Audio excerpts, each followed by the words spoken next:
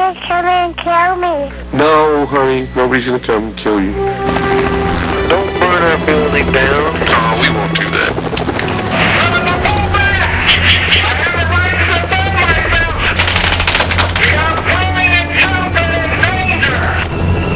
Everybody grab your map.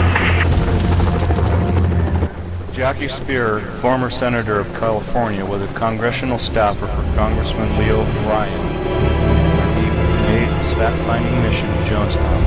She was shot 5 times. Jackie Spear's prophecy fulfilled. Could there be another Jonestown today? There could be another Jonestown in this country. It doesn't have to be in some far-flung foreign locale. Fast forward to 1999. Fence Lake, New Mexico. At this compound near Gal, dozens of members calling themselves the Aggressive Christianity Mission Training Corps make money selling homemade bread and Southwest-style furniture. Could they be planning a mass suicide? We're facing the millennium. It's Y2K. The apocalypse is near. I mean, all of these are reasons. They're just a heightened sense of awareness. And that awareness.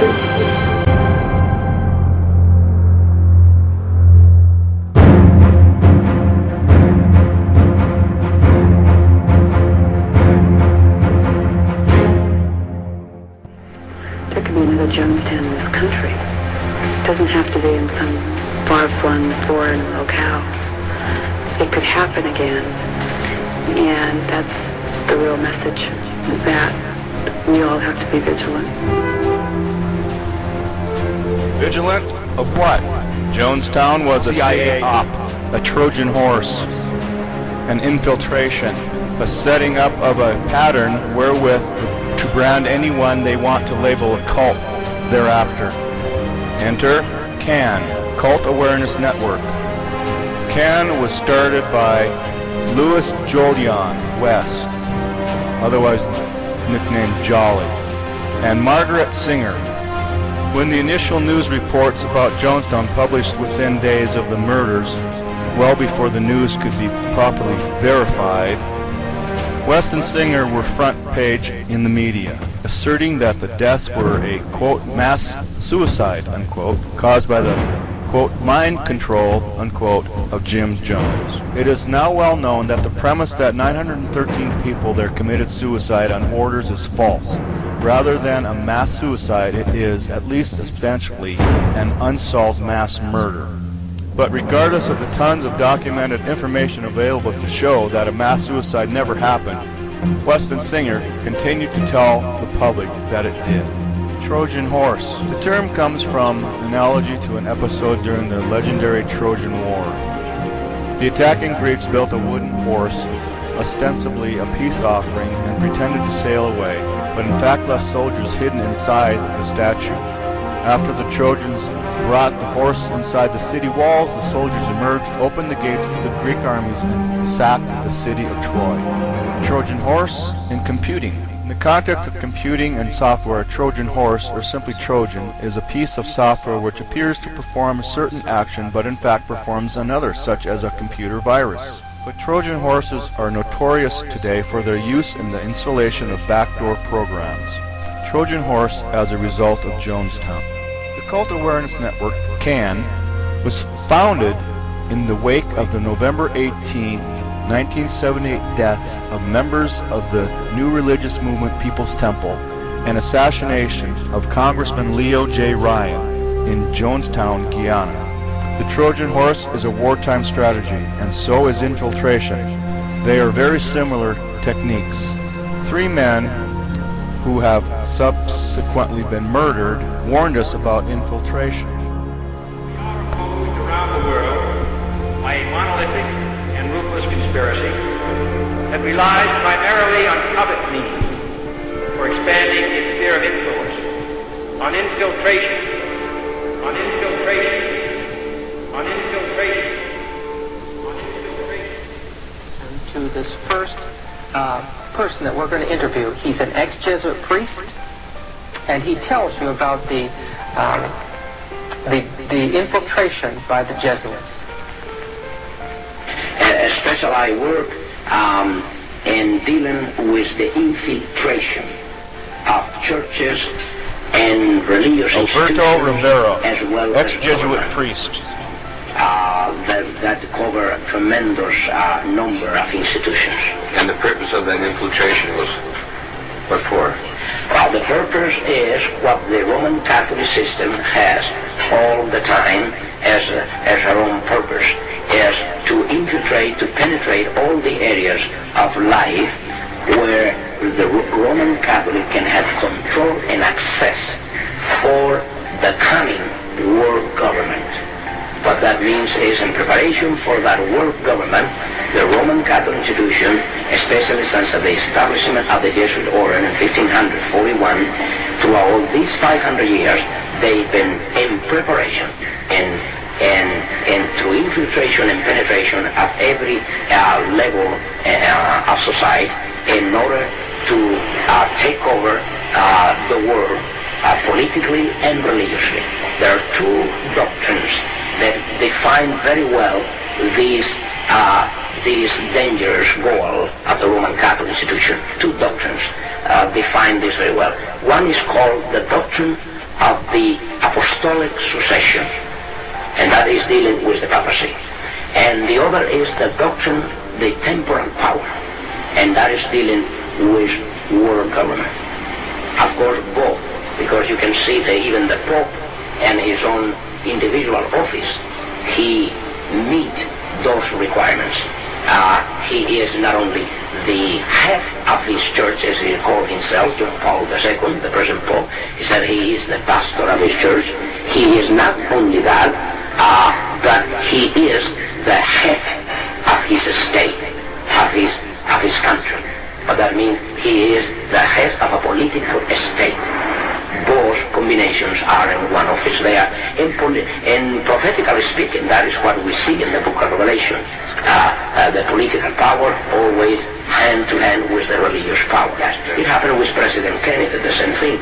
The assassination of Kennedy is another fact that can be proved of any time that was ordered and by the Jesuits in order to get rid of a president that already was ashamed to the Roman Catholic institution being Roman Catholic. You have two different extremes. In Abraham Lincoln, you have that there was a man professing to be a Christian, solid Christian, and then there you have a man that professed to be a solid Catholic, but then put to shame his own institution when he was confronted about what he will do as a Roman Catholic president about the Constitution and about the interests of the Roman Catholic institution. When he placed the Constitution of the United States above the canon laws of the institution, he called for disaster. We were told that the United States would repudiate every principle of the Constitution. And I'm sure that that is not too far in the distant future. That is the voice of James Arabito. Both James Arabito and Alberto Rivera were assassinated by the Jesuit order, and so was Robert F. Kennedy. And Abraham Lincoln was assassinated by the Freemasons. They're all in the same cabal. It was done by infiltration. Now let's get back to the main theme of this video. What led to the suicide massacre at Jonestown and Waco? Ex-cultists had reported abuse. Fears for kids led to attack. Answer: ex-members, infiltrators. At Jonestown, it was ex-members, CIA plants, feeding the fear into the People Temple's relatives. At Waco, it was a combination of ex-members and Cult Awareness Network. They began branding David Koresh a, quote, cult leader, unquote, like their CIA plant, Jim Jones. They began saying that the Branch Davidians were a, quote, mind-controlled cult, unquote, like they made People's Temple to look like. Thus, trying to make them sound dangerous, like the cult of Jonestown were, even though the dangerous ones were CIA plants, i.e. ex-members. The siege at Waco was a result of orders that came down from the Jesuit order through Clinton. This combat application keeps on the ground that day. I'll ask you to pull the triggers. the origin of that operation would have come directly from the White House. It would have come from the president. Because Combat Applications Group is, for all intents and purposes, the president's private owner. It was discussed at the meeting that the senior levels of the Clinton administration had authorized Delta to be deployed to Waco, Texas, and not just 2 or 3 people deployed there, but enough people there to get the job done. In his April 20th news conference, he growled that Janet Reno should not have to resign, quote, because some religious fanatics murdered themselves, unquote.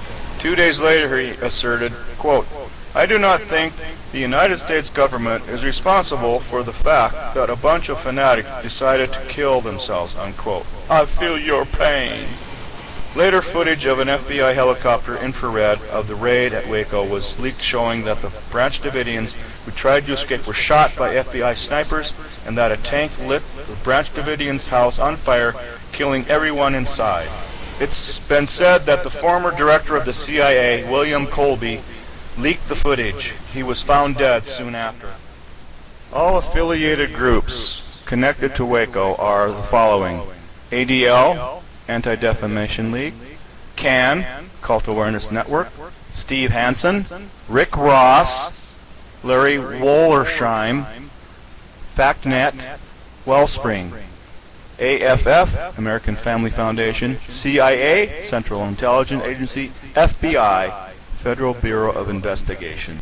Other cult experts say that 24 members of the Aggressive Christianity Mission Training Corps who live and work at this compound have all the symptoms of a classic cult. A powerful leader, mind control, seclusion, isolation, and the disowning of family and possessions. And with the end of the millennium just a few days away, thoughts now turn to mass suicide. The worst thing I think of is if they'll all pull one of the Heaven's Gate thing, where they all commit suicide. Even if that doesn't happen, if Clark were to ever get out, he would need so much deprogramming and so much mental health work, and it's just scary. Art, in our exclusive interview with the former member, we learned of allegations of sexual and physical abuse of children and the killing of animals. Tonight, she says members of the group were drugged to remain loyal, including the children. There it goes. What happened? We're supposed to fear Jim Jones for the next 5 centuries because some people were killed by the government in South America and claimed they committed suicide.